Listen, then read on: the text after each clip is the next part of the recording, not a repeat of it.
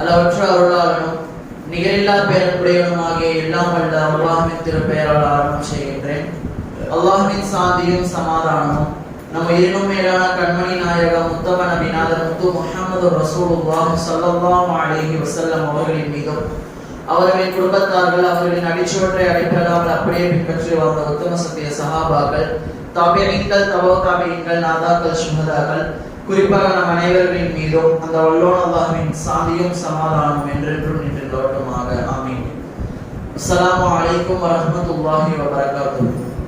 கண்ணியத்திற்குரிய அல்லாஹ்வின் நல்லடியார்களே, இன்று ஓதப்பட்ட சூரா ஜுமர் கூட்டங்கள் என்று பெயரிடப்பட்டுள்ள சூரா.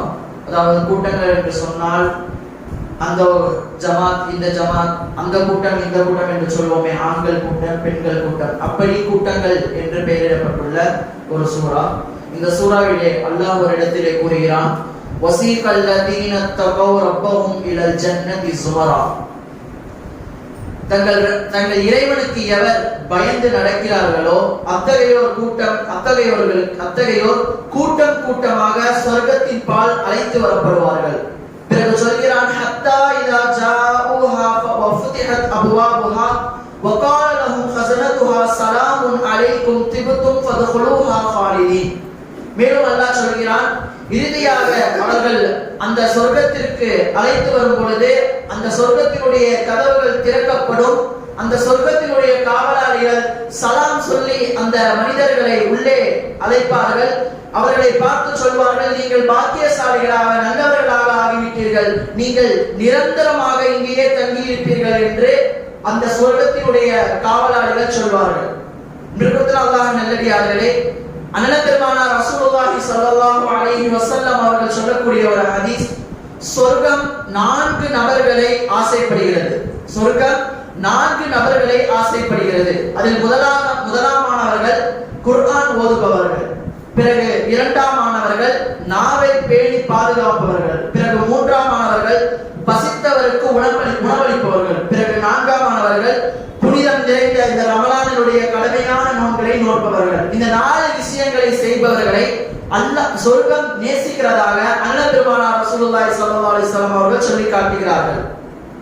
மேற்கூறப்பட்ட வசனத்திலும் சரி, பிறகு சொல்லப்பட்ட ஹதீஸிலும் சரி, சொர்க்கத்தை பற்றியும் சொர்க்கத்துக்கு உரித்தான மனிதர்களை பற்றியும் சொர்க்கம் நேசிக்கக்கூடிய மனிதர்களை பற்றியும் நமக்கு சொல்லப்படுகிறது. உலகில் யார் யாரோ நம்மளை நேசிக்க வேண்டும் என்றெல்லாம் ஆசைப்படுகிறோம். இப்படிப்பட்ட ஒரு மனிதர்களை இப்படி நம்மளை நேசிக்க வேண்டும், இந்த பெண் நம்மளை நேசிக்க வேண்டும், இந்த மனிதர் என்னை நேசிக்க வேண்டும் என்றெல்லாம் நாம் ஆசைப்படுகிறோம். ஆனால் உண்மையான நேசம் என்பது அல்லாஹ் எந்த ஒரு மனிதரை நேசிக்கிறானோ, அண்ணல் பெருமானார் ரசூலுல்லாஹி ஸல்லல்லாஹு அலைஹி வஸல்லம் அவர்கள் எந்த மனிதர்களை நேசிக்கிறார்களோ, நல்லடியார்கள் யாரை நேசிக்கிறார்களோ, சொர்க்கம் யாரை நேசிக்கிறதோ அப்படிப்பட்ட உரித்தான மனிதர்கள் தான் உண்மையாக நேசத்திற்குரியவர்கள். அதுதான் உண்மையான நேசமும் கூட. அன்பிற்குரிய அல்லாஹ்வின் நல்லடியார்களே, அண்ணல் பெருமானார் ரசூலுல்லாஹி ஸல்லல்லாஹு அலைஹி வஸல்லம் அவர்கள் நமக்கு சொல்லி காட்டுகிற ஏராளமான ஹதீஸ்களை நாம் பார்க்க முடிகிறது. முதலாவதாக அந்த சொர்க்கம் நேசிக்கப்படக்கூடிய முதல் மனிதர் குர்ஆன் ஓதுபவர். குர்ஆனை ஓதுபவர் என்பது சாதாரணமான ஒன்றல்ல. ஏனென்று சொன்னால் குர்ஆன் சாதாரணமான ஒரு நூல் அல்ல, புனிதமிக்க அல்லாஹ்வினுடைய கலாம், அல்லாஹ்வினுடைய வார்த்தை.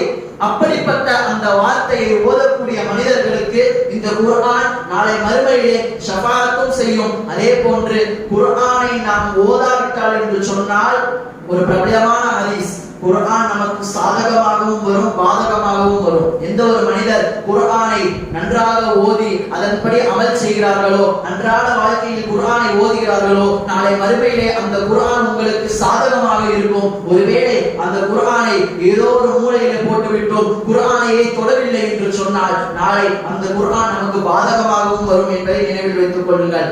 உஸ்மான் ரலியல்லாஹு அன்ஹு அவர்கள் அறிவிக்கிறார்கள், அண்ணல் பெருமானார் ரசூலுல்லாஹி ஸல்லல்லாஹு அலைஹி வஸல்லம் அவர்கள் சொன்னார்கள், "கைருக்கும் மன் தஅல்லமல் குர்ஆன வ அல்லம." உங்களில் சிறந்தவர் குர்ஆனை தானும் கற்று பிறருக்கும் கற்றுக் கொடுப்பவரே சிறந்தவர் என்று சொல்லி காட்டுகிறார்கள். அல்லாஹ்வின் நல்லடியார்களே, அப்பொழுது குர்ஆன் என்பது ஒரு மகத்துவம் வாய்ந்த ஒரு புனித நூலாகும். அதனால தான் குர்ஆனை மனனம் செய்திருக்கக்கூடிய ஹாஃபில்களையும் குர்ஆன் படி தங்களுடைய வாழ்க்கைகளை அமைத்துக் கொள்ளக்கூடிய ஆலிம்களையும் கண்ணியப்படுத்துவது என்பது இஸ்லாத்திலே மிக மிக உயர்ந்த ஒரு நோக்கமாக இருக்கிறது. இன்றைய காலகட்டத்தில் பார்க்கிறோம், தராவி தொழுகையிலே நாம் ஒரு குர்ஆனை முழுவதுமாக கேட்கக்கூடிய பாக்கியத்தை அல்லாஹ் நமக்கு தருகிறான். எத்தனை பேருக்கு இந்த நசீவை அல்லாஹ் கொடுத்திருக்கிறான்? நன்றாக கவனிக்க வேண்டும். இன்றைய நாளிலே நாம் குர்ஆனினுடைய முக்காவாசி குர்ஆனை நாம் முடித்து விட்டோம். இன்னும் காவாசி குர்ஆனை இருக்கிறது. அதை முடித்து விட்டோம் என்று சொன்னால் முழு குர்ஆனையும் நம்முடைய செவிகளால் கேட்ட அந்த உயர்தரமான நன்மை நமக்கு கொடுக்கப்படுகிறது. எத்தனை பேருக்கு இந்த பாக்கியம் கிடைத்தது? பெருமானார் ரசூலுல்லாஹி ஸல்லல்லாஹு அலைஹி வஸல்லம் அவர்கள் இந்த குர்ஆனை மிக மிக வலியுறுத்திய ஒரு அமலாக நம்மளுக்கு சொல்லி காட்டுகிறார்கள். அதே போன்று அல்லாஹ் ஒரு கூட்டத்தாரை வேதனையாக்க வேண்டும், அதாவை இறக்க வேண்டும் என்று நாடினால், அப்பொழுது அந்த கூட்டத்தாரிலே இருக்கக்கூடிய ஒரு அரபு மதர்சா மாணவன் அல்ஹம்துலில்லாஹி ரப்பில் ஆலமீன் என்ற அந்த வசனத்தை ஓதும் பொழுது அல்லாஹ் அந்த வசனத்தை கேட்ட பின் அந்த கூட்டத்தாரிடமிருந்து அந்த வேதனையை அல்லாஹ் உயர்த்தி விடுகிறான் என்று ஹதீஸிலே வருகிறது. அந்த கூட்டத்தாரிடமிருந்து அந்த வேதனையை உயர்த்தி விடுகிறான். அப்பொழுது குர்ஆன் ஒரு வேதனை நம்மளை விட்டு நீங்க வேண்டும் என்று சொன்னால், அல்லாஹ்வுடைய அதாப் நம்மளை விட்டு நீங்க வேண்டும் என்று சொன்னால், நம்மளுடைய குழந்தைகளிடத்திலே குர்ஆனை ஓத கொடுக்க வேண்டும், குர்ஆனை ஓத படிக்க வேண்டும். இன்று குர்ஆனை கற்பித்து தரக்கூடிய உலமாக்களை அல்லாஹ் வைத்திருக்கிறான். ஆனால் அந்த குர்ஆனை கற்பிப்பதற்கு நாம் தான் முன்வரவில்லை. நம்முடைய பிள்ளைகளுக்கு அதற்கான நேரத்தை கொடுக்க வேண்டும் என்பதை நாம் பார்க்க வேண்டும். அதே போன்று இரண்டாவதாக பெருமானார் ரசூலுல்லாஹி ஸல்லல்லாஹு அலைஹி வஸல்லம் அவர்கள் சொன்ன விஷயம் நாவை பேணிக் கொள்வது. பெருமானார் அவர்கள் சொன்னார்கள், அல்லாஹ்வையும் மறுமை நாளையும் யார் ஈமான் கொண்டிருக்கிறார்களோ அவர் பேசினால் உண்மை மட்டும் பேசட்டும், அல்லது வாய் மூடி மௌனமாக இருக்கட்டும் என்று அண்ணல் பெருமானார் ரசூலுல்லாஹி ஸல்லல்லாஹு அலைஹி வஸல்லம் அவர்கள் சொல்லி காட்டுகிறார்கள். இந்த நாவை பேணுவது என்பது ஒரு முஃமினுக்கு மிக பெரும் சவாலான ஒன்று. எப்படி அமல்கள் நம்மளுடைய நாளை மறுமை இடத்தை தங்கும் இடத்தை தீர்மானிக்குமோ, அதே போன்று நாம் பேசக்கூடிய வார்த்தைகளும் நாளை மறுமையில் நமக்கான தங்குமிடத்தை தீர்மானிக்கக்கூடிய ஒன்றாக இருக்கிறது. அதனால் நாம் பேசக்கூடிய அந்த வார்த்தைகள் பணிவாக, கண்ணியமாக, ஒழுக்கமான வார்த்தைகளை நாம் பயன்படுத்த வேண்டும். இந்த நாவின் மூலமாக ஏராளமானவர்கள் நரகத்திற்கு செல்வார்கள் என்கின்ற ஹதீஸ் எல்லாம் வருகிறது.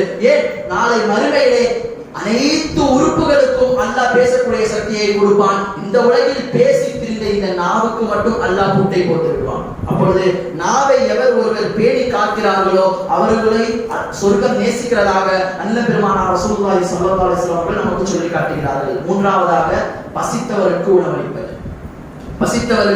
உணவளிப்பது மிக மிக ஆக சிறந்த ஒரு அமல், அல்லாஹ்விற்கு மிகவும் பிடித்த ஒரு அமல். நபிகள் நாயகம் ஸல்லல்லாஹு அலைஹி வஸல்லம் அவர்கள் சொல்வார்கள், உங்களில் சிறந்தவர் பசித்தவருக்கு உணவளிப்பவராகும் என்று அண்ணல் பெருமானார் அவர்கள் சொல்லி காட்டுகிறார்கள். பசித்தவர்களையும் ஏழைகளையும் நாம் அரவணைத்து வாழ வேண்டும். அவர்களுடைய பசியை நாம் ஆற்றினோம் என்று சொன்னால் அவர்கள் நமக்காக செய்யக்கூடிய அந்த துவா அல்லாஹ்விடத்திலே மிக மிக கபூலாகக்கூடிய ஒரு துவாவாக இருக்கிறது. அப்பொழுது பசித்தவர்களுக்கு நாம் உணவளித்து அவருடைய பசியை போக்கினோம் என்று சொன்னால் அதுவும் மிகப்பெரிய ஒரு சிறந்த அமலாக இருக்கிறது. இன்றைய காலகட்டத்திலே இஃப்தாருக்காக எந்த ஒரு மனிதர் செலவு செய்கிறார்களோ அதுவும் மிகப்பெரிய ஒரு அமல் தான், மிகப்பெரிய ஒரு நன்மையை தரக்கூடியது. ஏனென்றால் நாமும் பசித்தவர்களாக நோன்பு நோக்கிறோம். அப்பொழுது நோன்பாளியுடைய பசியை தீர்க்கக்கூடிய அந்த இஃப்தாரினுடைய செலவினங்களை ஒரு மனிதன் ஏற்று செலவு செய்கிறார்கள் என்று சொன்னால் அவர்களுக்கும் உயர்தரமான கூலி இருக்கிறது. அதே போன்று அபூ ஹுரைரா ரலியல்லாஹு அன்ஹு அவர்கள் சொல்வார்கள், நபியிடத்திலே ஒரு மனிதர் வந்தார். அந்த மனிதர், என்னுடைய உள்ளம் இறுகி இருக்கிறது யா ரசூலுல்லாஹ், என்னுடைய உள்ளம் இறுகி இருப்பதாக முறையிட்டார். அதற்கு நபிகள் நாயகம் ஸல்லல்லாஹு அலைஹி வஸல்லம் அவர்கள் சொன்னார்கள், நீ உன்னுடைய உள்ளத்தை மென்மையாக்க வேண்டும் என்று சொன்னால் ஏழைக்கு உணவளி, அனாதையை அரவணைத்து வாழு என்று அண்ணல் பெருமானார் ரசூலுல்லாஹி ஸல்லல்லாஹு அலைஹி வஸல்லம் அவர்கள் நமக்கு சொல்லி காட்டுகிறார்கள். அப்பொழுது ஏழைகளுக்கு உணவளிப்பது, அனாதைகளை அரவணைப்பது என்பது நம்மளுடைய உள்ளங்களை மென்மையாக்கக்கூடிய ஒரு விஷயமாக இருக்கிறது. நான்காவது ரமலான் மாதத்தினுடைய கடமையான இந்த நோன்பை நோற்பதாகும். நமக்கு எல்லாம் தெரியும், இந்த நோன்பு நோற்பது என்பது அல்லாஹ்விற்கு மிகவும் பிடித்தமான ஒரு செயல், பிடித்தமான அமல். அல்லாஹ் இந்த நோன்பினுடைய கூலியை தானே தருவதாக அல்லாஹ் சொல்லி இருக்கிறான். அந்த கூலி எந்த அளவிற்கு இருக்கும் என்று நம்மளால் நினைத்து கூட பார்க்க முடியாது. என்று சொன்னால் நம்மளுடைய நோன்பு யாருக்காக நோக்கிறோம்? அல்லாஹ்விற்காக. தன்னுடைய உள்ளுணர்வுகளை கட்டுப்படுத்தியவர்களாக அல்லாஹ்விற்காக நாம் நோன்பு நோக்கிறோம். அப்படிப்பட்ட அந்த நோன்பாளிகளுக்கு உயர்தரமான பாக்கியம் இருக்கிறது. அப்படிப்பட்ட நோன்பாளிகளை சொர்க்கம் நேசிக்கிறதாக பெருமானார் ரசூலுல்லாஹி ஸல்லல்லாஹு அலைஹி வஸல்லம் அவர்கள் சொல்லி காட்டுகிறார்கள். அப்பொழுது இந்த 4 தன்மைகள் கொண்ட மனிதர்களாக நம்முடைய வாழ்க்கையை அமைத்துக் கொள்ள வேண்டும். எனவே அல்லாஹ்விற்கு பிடித்தமான மனிதர்களாக, அண்ணன் பெருமானார் ரசூலுல்லாஹி ஸல்லல்லாஹு அலைஹி வஸல்லம் அவர்களுக்கு பிடித்தமான மனிதர்களாக, நல்லடியார்களுக்கு பிடித்தமான மனிதர்களாக, சொர்க்கம் நேசிக்கக்கூடிய நன்மனிதர்களாக அல்லாஹ் நம்மளை ஆக்கியருள் புரிவானாக. இந்த 4 தன்மைகளையும் வல்ல ரஹ்மான் நமக்கு கொடுத்து ஈருலக பாக்கியத்தையும் பெறக்கூடிய பாக்கியத்தை நம் அனைவருக்கும் தந்தருள் புரிவானாக. ஜன்னத்துல் ஃபிர்தௌஸ் என்கின்ற உயர்தரமான சொர்க்கத்தை வல்ல ரஹ்மான் நம் அனைவருக்கும், நம் பெற்றோர்களுக்கும், நம் குடும்பத்தார்களுக்கும், நம்முடைய சான்றோர்களுக்கும், போன்றோர்களுக்கும், இன்னும் இவ்வுலகில் உள்ள அனைத்து விதமான முஸ்லிமான முஃமினான ஆண் பெண் அனைவர்களுக்கும் நசீபாக்கி தந்தருள் புரிவானாக. ஆமீன் ஆமீன் யா ரப்பல் ஆலமீன். வ ஆகிரு தஅவானா அல்ஹம்துலில்லாஹி ரப்பில் ஆலமீன். அஸ்ஸலாமு அலைக்கும் வ ரஹ்மத்துல்லாஹி வ பரகாத்துஹு.